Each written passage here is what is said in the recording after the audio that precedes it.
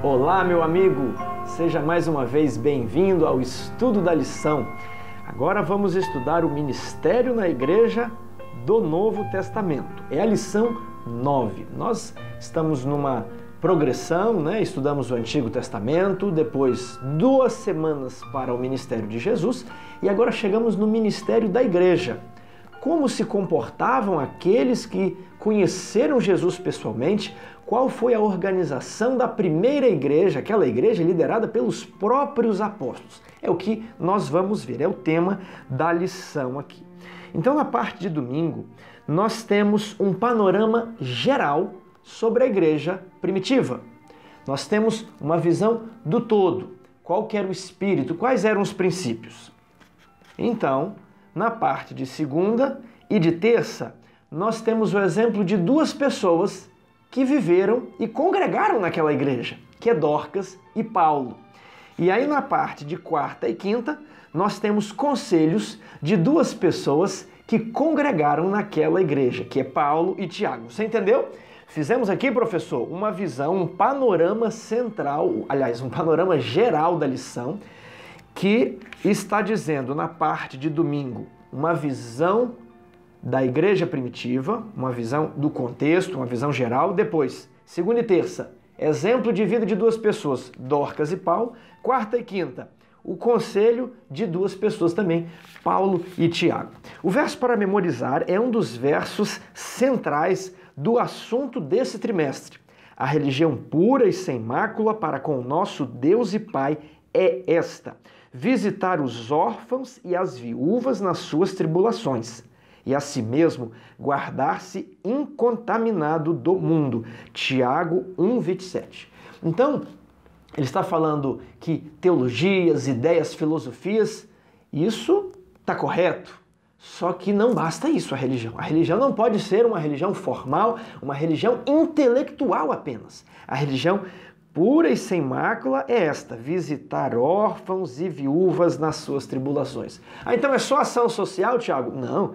Manter-se a si mesmo incontaminado do mundo. E o que é manter-se incontaminado do mundo? É a parte teológica, e você vai saber qual que é a vontade de Deus para a sua vida, entendeu? Fé e obras. Professores, trabalhe esse verso aqui, chame a atenção para esse verso, porque nós corremos o perigo de ficarmos envolvidos só em programas da igreja, em acharmos que a religião é frequentar os cultos. Com certeza frequentar os cultos está correto, fazer programas está correto, mas não é só isso. A igreja, ela precisa visitar os necessitados em suas tribulações, ao mesmo tempo que se guarda incontaminada do mundo. Não pode deixar o secularismo, o mundanismo entrar na igreja, não.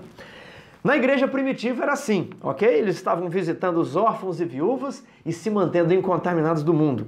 Um novo tipo de comunidade. Aqui nós temos o texto de Atos capítulo 2 e Atos capítulo 4. E a pergunta 1 da lição, na parte de domingo: quais são os elementos essenciais nessas descrições da comunidade da igreja primitiva?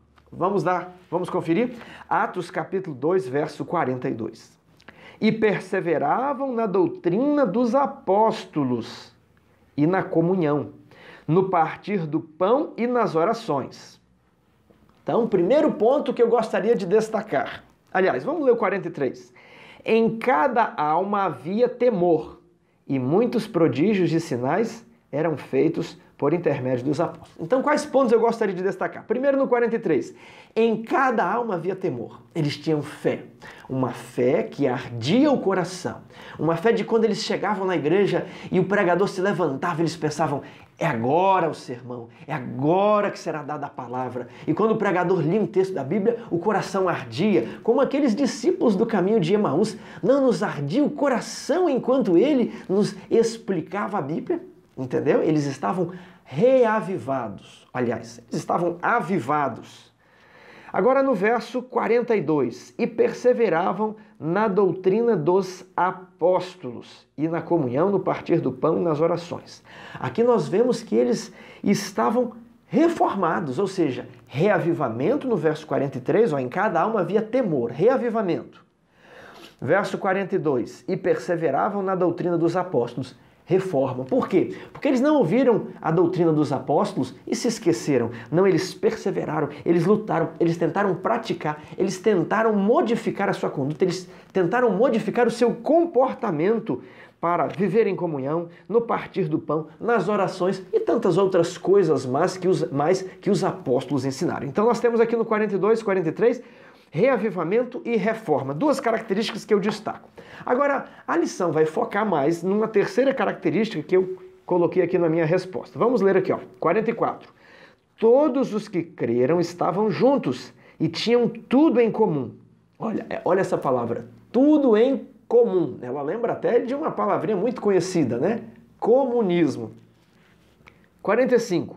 Vendiam as suas propriedades e bens, distribuindo o produto entre todos, à medida que alguém tinha necessidade. 46. Diariamente perseveravam unânimes no templo, partiam o pão de casa em casa e tomavam as suas refeições com alegria e singeleza de coração.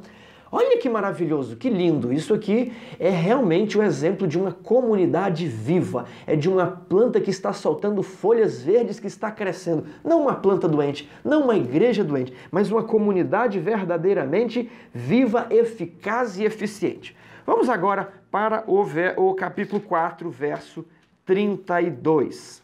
Da multidão dos que creram, era um o coração e a alma. Ninguém considerava exclusivamente sua nenhuma das coisas que possuía. Tudo, porém, lhes era comum. Novamente aqui a ideia de coletivo, a ideia de comunidade. Com grande poder os apóstolos davam testemunho da ressurreição de Jesus e em todos eles havia abundante graça. 34. Pois nenhum necessitado havia entre eles, porquanto os que possuíam terras ou casas, vendendo-as, traziam os valores correspondentes e depositavam aos pés dos apóstolos. Então se distribuía a qualquer um à medida de sua necessidade. Então, esse é o terceiro ponto e talvez o que causa mais impacto, que é algo realmente surpreendente. O que nós vemos aqui? Que Deus possuía planos para Israel. Lembram lá das primeiras lições? Eu acho que era um mundo melhor a lição, planos para um mundo melhor. E ali foram instituídas alguns mecanismos como o segundo dízimo, como o perdão das dívidas no ano sabático, libertação dos escravos, a devolução das terras aos antigos proprietários por ocasião do ano jubileu, várias situações, a cidade de refúgio, várias situações a fim de que a sociedade tivesse uma dignidade. Porém, os israelitas não viveram à altura desses ensinamentos, mas a igreja primitiva demonstra que ela captou o sentido, o propósito, e nós temos aqui essa descrição de fraternidade. Isso que é fraternidade. Agora, professores, nós precisamos aqui trabalhar duas problemáticas importantíssimas na parte de domingo. E, uma vez que a gente trabalha isso, ficaremos mais à vontade para prosseguir nos outros dias da lição. Mas, primeiramente, precisamos elucidar aqui o que está dizendo em Atos capítulo 2. Todos tinham tudo em comum. Eu falei que lembramos de comunismo. O que é comunismo, né? Está no debate nacional há alguns meses, talvez alguns anos, mas às vezes algumas pessoas ainda ficam confusas em saber o que essa palavra significa, porque ela virou praticamente uma palavra para ofender o outro, né? Qualquer coisa que a pessoa discorde de você, estão xingando os outros aí de comunista, né? Para entendermos o comunismo, precisamos saber que ele foi uma reação ao sistema capitalista. Então precisamos entender capitalismo primeiro. O que é capitalismo? É um sistema econômico onde os pilares do capitalismo são o livre comércio, a ideia de liberdade, você faz o que você quiser.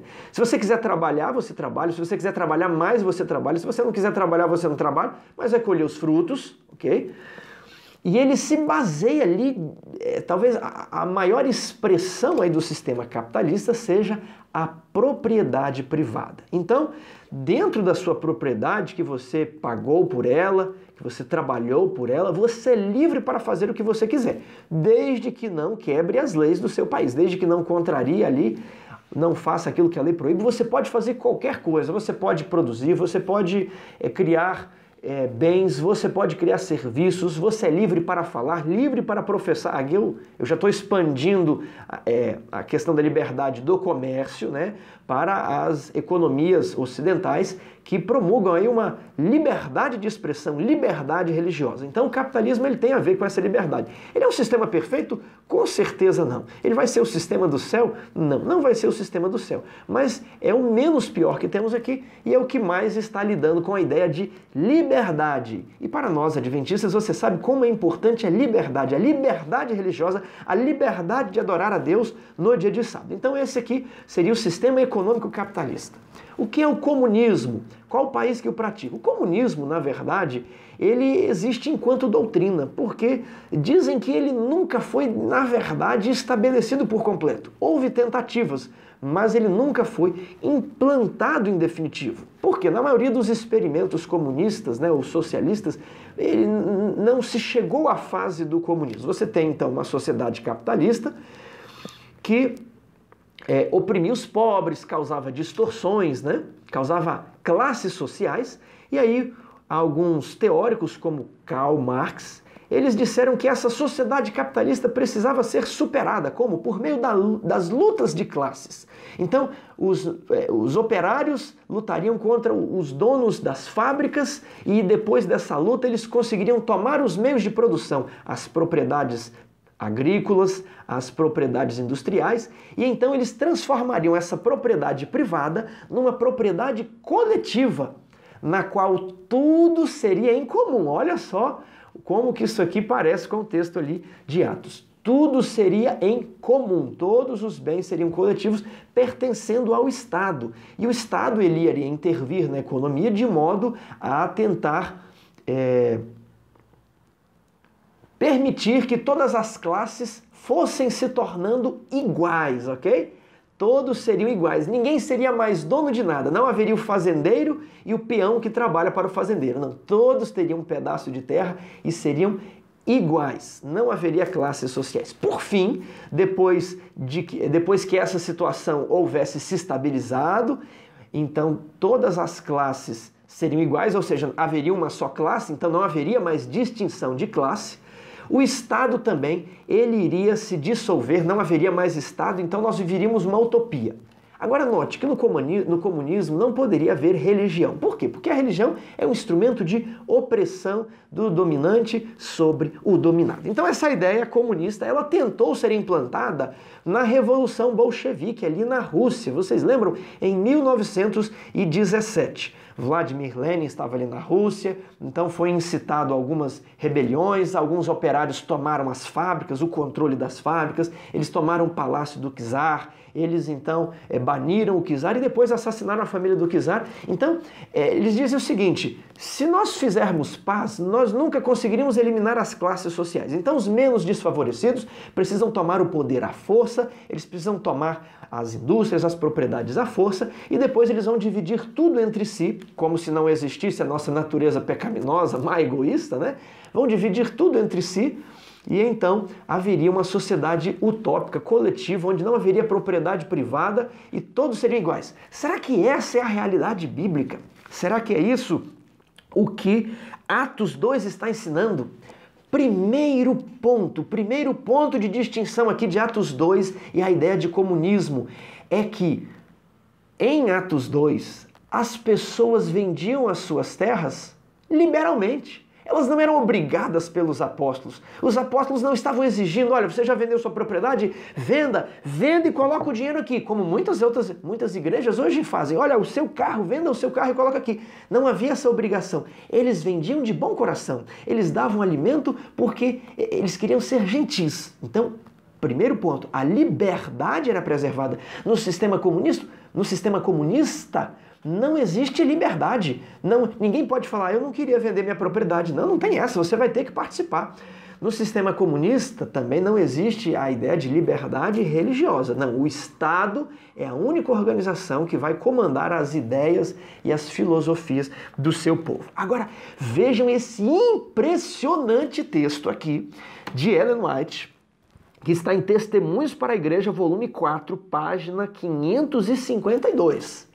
falando exatamente sobre essa temática comunista, de guerra entre as classes, de luta de classes e da supressão das classes, havendo apenas uma só classe, né, a sociedade comunista utópica. Vamos ver aqui.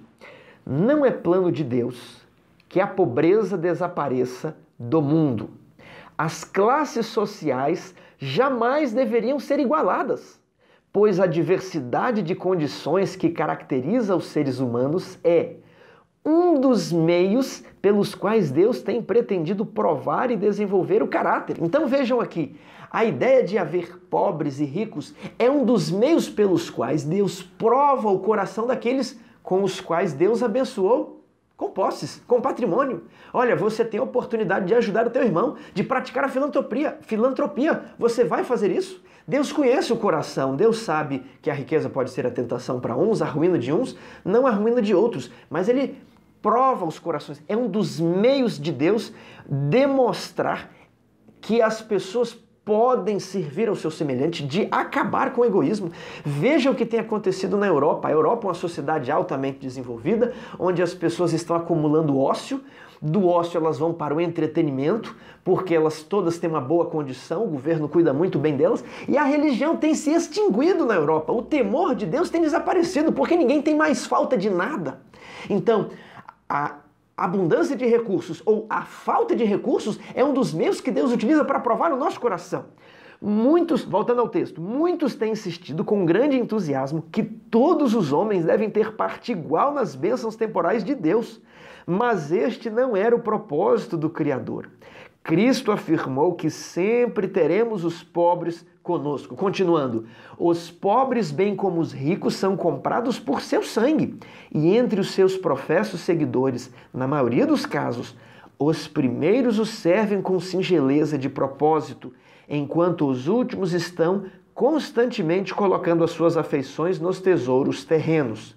E Cristo é esquecido. Os cuidados desta vida e a ambição das riquezas eclipsam a glória do mundo eterno. Seria a maior desgraça que já sobreveio à humanidade se todos devessem ser colocados em posição de igualdade em possessões terrenas. A maior desgraça que...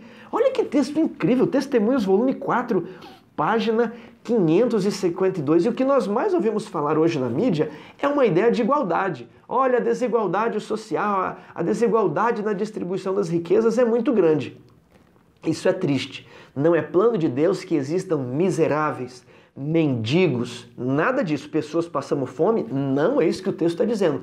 Mas existirá pessoas pobres que moram em casas mais humildes, às vezes que não têm carro, e pessoas com grandes riquezas. Agora, o propósito de Deus não é você acumular,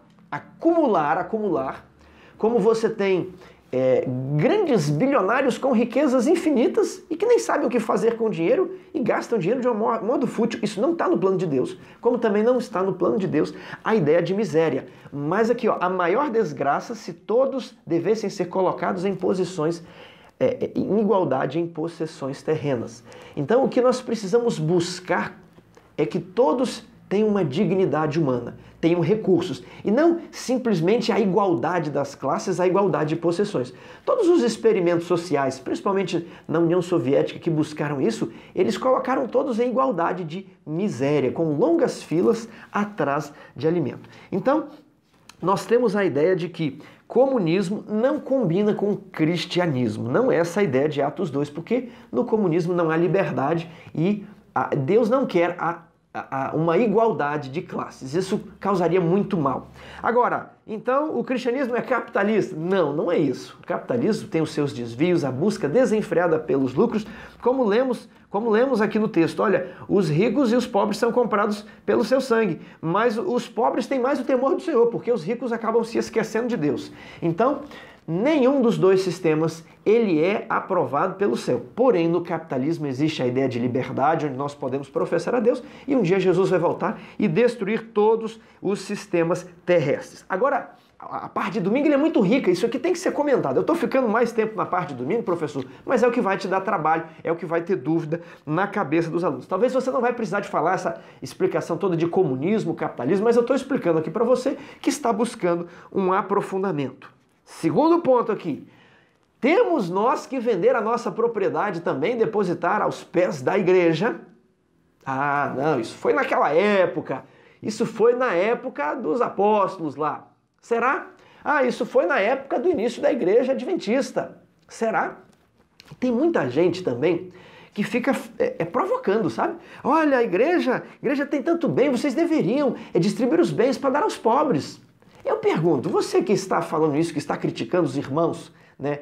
Que está criticando a igreja, que eles deveriam vender os bens e ninguém aí está vivendo como Atos 2. Mas você está vivendo? Você também tem propriedades, né? Um terreno, vender a casa, você teria coragem? Você teria coragem, então, de vender a sua força de trabalho para distribuir os seus bens à igreja? O que acontece? Muitas pessoas que fazem essas críticas não são dizimistas, não são ofertantes. E quando são dizimistas e ofertantes, eu pergunto, você está dando o segundo dízimo? Porque é um pacote, o segundo dízimo também faz parte disso. Então, antes de vender a propriedade, a pessoa já tem que estar pensando, olha, eu estou apoiando assim, eu estou apoiando desse jeito, eu estou apoiando aqui, eu estou dando o segundo dízimo, e aí ele vai vender a propriedade. Agora, temos nós que vender a nossa propriedade hoje? Ou será que será para aquela época? Não, ali que havia perseguição, aí se vendia, né? No começo da igreja, que quase não havia dinheiro, os pioneiros vendiam, mas hoje temos prédios bonitos das associações, da união, da divisão, igrejas muito bonitas. Hoje não precisa. Será que é esse o raciocínio? Eu quero trazer aqui um outro texto do Espírito de Profecia, Primeiros Escritos, página 57. Olha o que esse texto vai nos falar. Vi que se alguém se apegar à sua propriedade, não inquirir do Senhor quanto ao seu dever, Deus, né, não fará conhecido esse dever à pessoa, sendo-lhe permitido conservar a sua propriedade, e no tempo da angústia isto virá sobre eles como uma montanha para esmagá-los, e eles procurarão dispor dela, mas não será possível. Então, primeiro ponto, todo cristão precisará vender suas propriedades, o seu carro, os seus bens, antes da crise. Todos precisaremos dispor de tudo antes de se fechar a porta da graça, porque nós não vamos levar nada daqui. Adventista crê na volta de Jesus. Adventista não pode ter dúvida disso. A volta de Jesus vai queimar tudo, isso aqui não é nosso. Somos mordomos por um tempo, cuidamos dos bens do nosso mestre. Então, quem não procurar Deus não vai esclarecê-lo sobre quando deve vender a sua propriedade. O limite é a crise final, o limite é a crise dominical. Ali o decreto não compra, não vende. Não compra, não vende. Ali ninguém mais, nem se quiser, vai poder comprar ou vender. Então aquilo é o limite. Então, se a pessoa não buscar a Deus e ele conservar a sua propriedade, ela vai ficar tão angustiada, que o tempo de angústia para ela vai ser ainda pior. Olha o texto continua. Ouvi alguém lamentar assim, a causa estava definhando, o povo de Deus estava perecendo de fome pela verdade, e nenhum esforço fizemos para suprir a falta. Agora nossa propriedade de nada vale, porque não pode mais comprar e vender. Lá em Apocalipse 13 está dizendo isso, né? Se tivéssemos permitido que ela se fosse e acumulado tesouro no céu, porque as nossas boas obras estão registradas lá. E Jesus falou, não acumuleis tesouros na terra, que a traça e o ladrão consomem. Acumuleis tesouros no céu. Então eles não venderam as propriedades, não acumularam essa boa ação no céu. Vi que o sacrifício não aumentava. Agora avançando, né? O sacrifício da igreja não aumentava, mas decrescia e era consumido. Então, desde lá do começo da igreja adventista, o sacrifício em vender os bens e doar para a igreja, ele vai só diminuindo. Terceira parte aqui. Vi também que Deus não requeria que todo o seu povo dispusesse de suas propriedades ao mesmo tempo, mas se desejassem ser ensinados, ele os ensinaria em que tempo de necessidade, quando vender e quanto vender. Então você pergunta, preciso praticar o que a igreja de Atos 2 está dizendo de vender as propriedades? Resposta, sim, precisa. Agora, quando? Quanto que você vai dispor? Aí você precisa ser ensinado por Deus. Aí tem que ter aquela vida de oração, aquela vida de comunhão, aquela participação da comunidade dos anjos celestiais, todas as manhãs ali no cantinho da oração, você precisa disso. Então Deus vai ensinar, olha, você precisa vender o seu carro agora, está chegando a crise. Olha, Deus me moveu para vender a minha empresa, como muitos fazem, e estou dando dinheiro aqui para o avanço da causa, para ajudar essa e essa pessoa. Então, Deus vai lhe ensinar, mas tem que se apegar com Deus.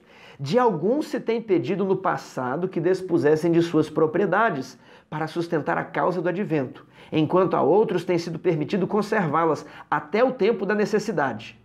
Então, quando a causa de Deus precisar delas, quando a causa delas necessite, seu dever é vender. Então isso aqui é uma verdade para hoje, deve ser praticada. Devemos vender sim as propriedades.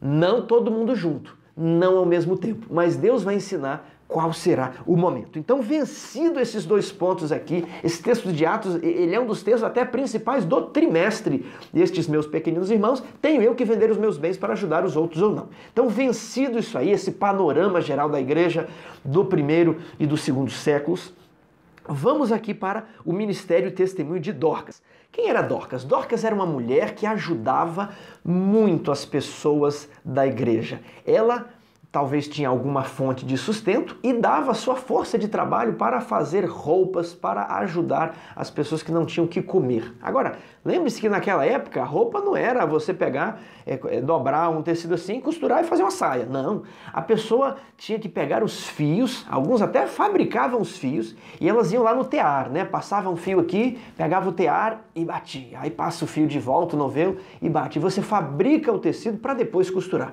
Algo muito difícil.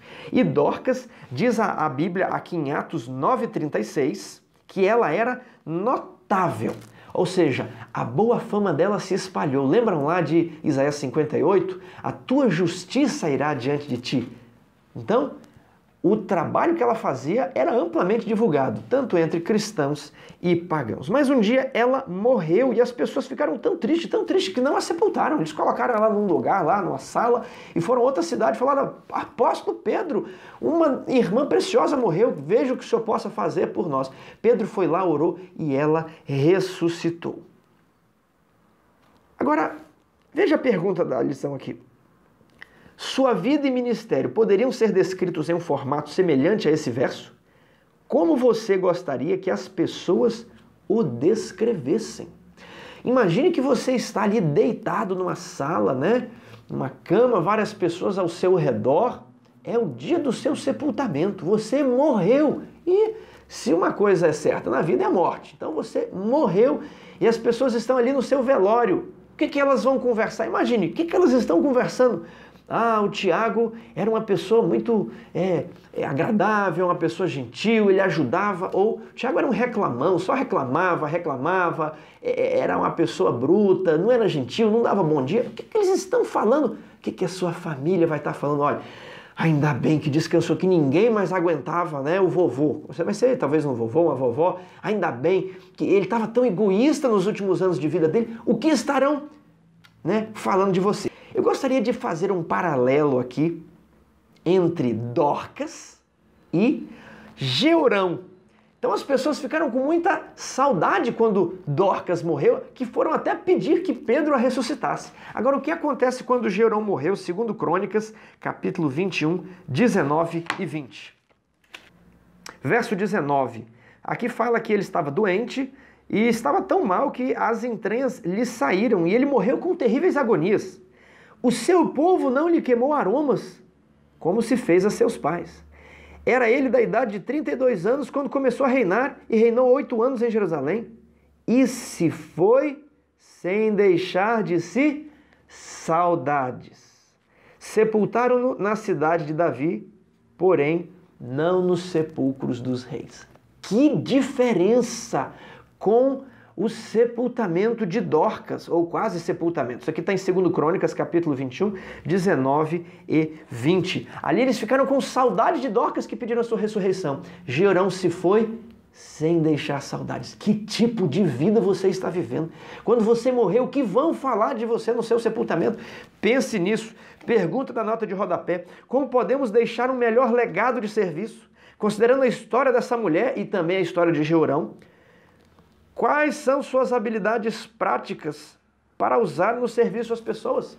Em Israel, as pessoas tinham duas profissões, a principal e a secundária. Paulo era filósofo, advogado, trabalhava ali com os fariseus, mas quando ele perdeu aquela função, ele se transformou em um fazedor de tendas. E ele se mantinha. Paulo não passava perto, chegava na cidade, não tem nada que eu fazer, não tem emprego, eu vou fabricar tendas. Fabrico tendas e vendo isso aqui de casa em casa e me viro aqui. Não serei pesado a ninguém, disse ele. Em alguns momentos até recusou a oferta.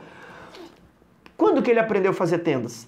Provavelmente de criança. Todos tinham uma segunda profissão. Qual é a sua habilidade? Eu selecionei algumas coisas aqui, ó.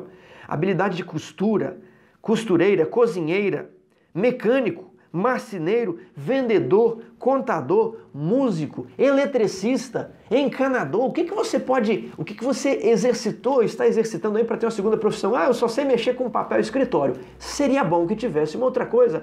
Ah, eu só trabalho aqui como empacotador em um supermercado. Mas e o dia que você perder esse emprego? Você vai ficar à mercê de ser contratado em outro lugar? Nós precisamos, nós mesmos, desenvolver habilidades manuais práticas para que nós possamos saber nos virar e não sermos pesados a ninguém. Agora, podemos utilizar essas habilidades também para doar um tempo durante a semana para fazer algo para alguém. Você pode, costureira, dar um curso de costura. O mecânico, você pode ter um ministério aí, como algumas igrejas têm, um ministério do carro velho. Sai no seu bairro, ó, a igreja aqui é um mutirão, nós estamos consertando carro velho. Sem pedir nada em troca para a pessoa, ela vai falar assim, rapaz, que tem essa igreja que o coração desses mecânicos aqui vão consertar o meu carro de graça? Eu compro as peças, mas eles vão dar mão de obra aqui no dia de domingo. Eu vou lá nessa igreja, eu vou fazer amizade com essas pessoas. O que você pode para beneficiar os outros? Agora, beneficiar sem interesse, ok? Temos que ter essa parte prática. Muitas pessoas vão procurar emprego e aí elas não têm essa habilidade prática. Então você tem que cultivar. A gente tem que falar assim, olha, eu sei mexer com computador, eu sei fazer edição de vídeo, eu sei filmar, eu sei cozinhar. E aí você às vezes está passando um aperto, olha uma ideia. Você desenvolveu sua habilidade de cozinheira, porque a pessoa às vezes está desempregada, mas ela tem o tempo livre. Faça alguma coisa, saia para vender na rua, entendeu? Deus vai te abençoar. Tem uma pessoa no grupo que deu um testemunho incrível. Ela falou assim, olha, eu tenho pouco tempo de adventista, eu tenho 4 anos e nós ficamos desempregados e aprendemos a fazer pãezinhos, né, de queijo vegetarianos, né? Eles são feitos aí à base de mandioca, à base de polvilho, à base de goma. Então, eles aprenderam a fazer aquilo e passaram a vender e Deus os abençoou, eles estão subsistindo até hoje. Então, o que você pode fazer? Não fique só falando, Senhor, eu estou desempregado. Mas peça, Senhor, me dê iluminação para utilizar alguma das minhas habilidades práticas para fazer o bem. Terça-feira, vamos lá. Paulo, ele é um exemplo de pessoa que foi instruída pelos apóstolos a não se esquecer dos pobres. Está ali em Gálatas 2:10. Recomendando-nos somente que nos lembrássemos dos pobres, o que também me esforcei por fazer. Qual é o contexto? Quando ele, 14 ou 17 anos depois, foi a Jerusalém ter com os apóstolos, eles disseram, Paulo, você vai ficar com os gentios e nós vamos ficar aqui com os judeus. Agora, pregue, pode pregar, você é um bom pregador. Agora não esqueça também dos pobres. Ele falou, não, eu não vou esquecer dos pobres, vou me esforçar por isso. E no final da vida dele, ele faz uma viagem a Jerusalém, trazendo ofertas que ele havia recoltado entre os gentios para ajudar os pobres de Jerusalém.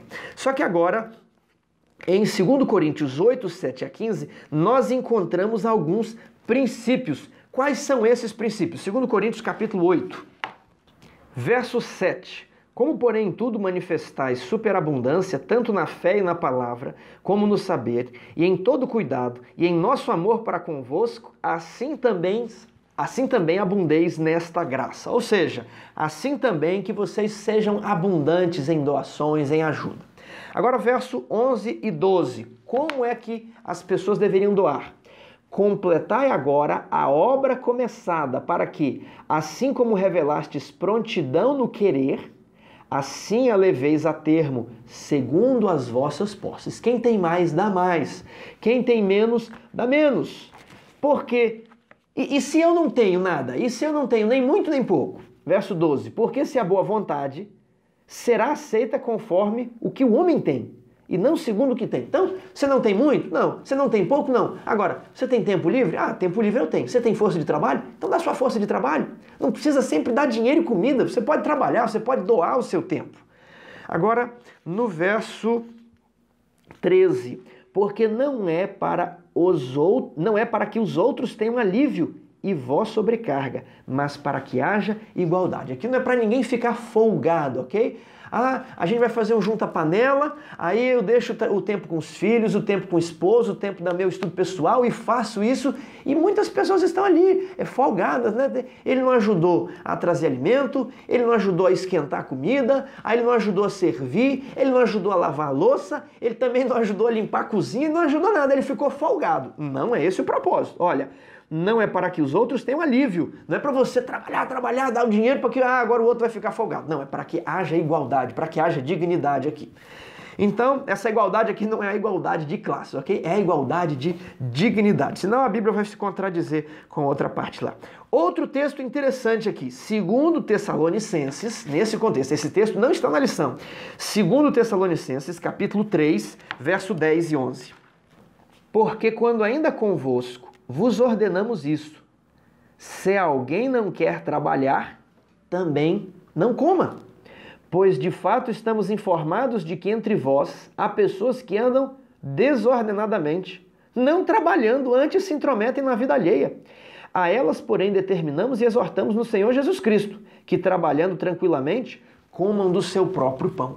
Muito cuidado com fazer a caridade para quem quer ficar folgado, para quem pode trabalhar, para quem tem oportunidades, mas se aproveita da beneficência da igreja. Então a pessoa não tem nada para fazer. Aí ela chega à sua casa pedindo um prato de comida, você fala: meu irmão, você tem tempo? Tenho tempo. Você tem condição de trabalhar? Tenho força, tenho saúde. Faz o seguinte, você me ajuda nessa tarefa, eu te pago o dia, eu te pago o que eu pagaria para qualquer trabalhador. Não é ficar explorando o sujeito e no final dar um sanduíche para ele, não. Eu te pago o dia, né? Aí a pessoa: não, eu não vou querer não, obrigado. Aí ele vai para outro lugar onde ele sabe que alguém vai dar um dinheiro e não vai exigir um trabalho. Então isso aqui é um princípio para ser aplicado na igreja. A pessoa tem força de trabalho, não é para ser... É claro que ela tem força de trabalho, está procurando um emprego, né? A gente tem que ter misericórdia, irmãos, cuidado para não sermos duros. Mas temos que ter discernimento para saber aqueles que estão aproveitando, aqueles que estão sendo espertalhões com a beneficência da igreja. Veja esse texto aqui, está lá em Primeiros Escritos, página 57.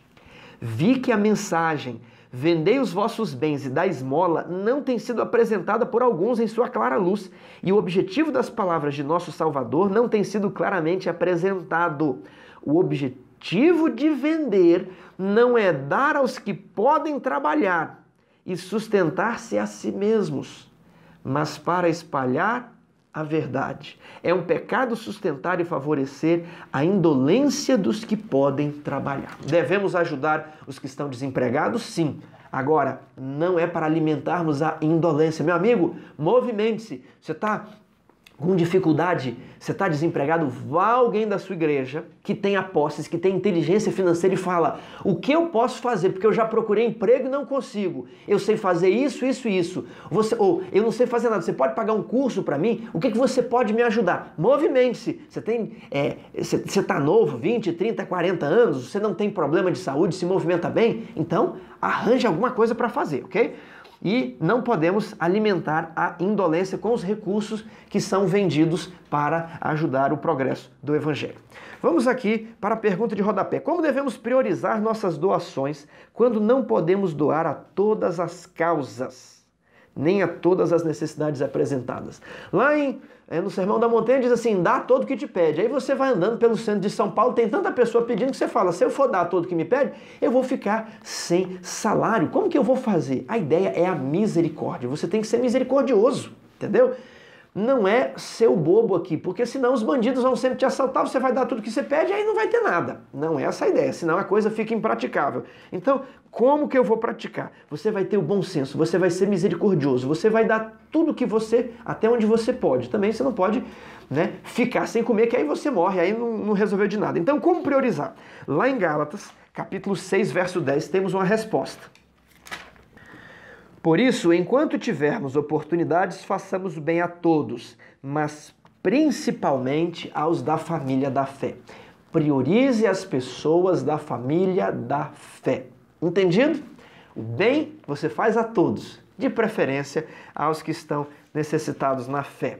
Ah, eu quero adotar uma criança. Você pode adotar qualquer criança. Procure se não tem uma criança da mesma fé que você, pessoas na sua igreja que ficaram órfãs, entendeu? E assim por diante. É um princípio. Quarta-feira, o guia de Paulo para viver e amar intensamente. Paulo, então, ele dá um guia prático. Ele cita aqui a lição cita o capítulo 12 de Romanos. Então, pergunta, quais são as lições que tiramos daí? Cada membro tem uma função. Tem membros que vão saber cantar no hospital. Outros vão saber fazer uma mensagem ali, uma meditação na casa de alguém num pôr do sol. Outros vão fazer visitas a casais que estão se separando. Outros vão liderar ali uma distribuição de cesta básica. Outros vão saber fazer a sopa que outros levam para debaixo de um viaduto para distribuir aos que estão morando na rua. Cada pessoa tem uma função. Dedique-se às suas qualidades, aos dons que Deus concedeu. Amor deve ser sem hipocrisia. Isso aqui é importante. Às vezes na igreja, duas pessoas estão ali conversando, aí chega o irmão ou a irmãzinha e um fala pro outro assim, não suporta aquela irmã, olha o jeito, olha que metida, olha isso. E não consigo, falsidade. Aí quando ela chega perto de você, ou chega perto da pessoa, né, supostamente que estamos dando exemplo, fala assim, olá, feliz sábado, tudo bem, seja bem-vindo à igreja. Olha, o amor seja sem hipocrisia.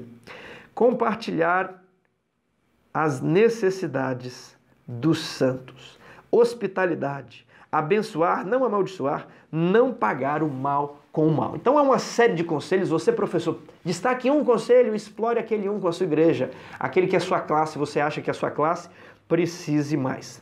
Então a ideia de Paulo é viver como uma nova criatura, né? O velho homem tem que morrer. Aquele velho homem antes da conversão, aquele que não conhecia Cristo, ele deve morrer. Agora que você conhece Cristo, você não deve se conformar, está aqui no último parágrafo, e não vos conformeis com este século, mas transformai-vos pela renovação da vossa mente. Como então que eu vou praticar esse monte de coisas? Transformando-se pela renovação da mente. O Espírito Santo renova aqui para que depois eu possa trabalhar com as minhas mãos. Quinta-feira, Tiago o Justo. Aqui nós temos dois textos na pergunta 5 e eu gostaria de trabalhar com os dois textos. Vou ler o primeiro em Tiago 2, capítulo 1. Meus irmãos, não tenhais a fé em nosso Senhor Jesus Cristo, Senhor da glória em acepção de pessoas.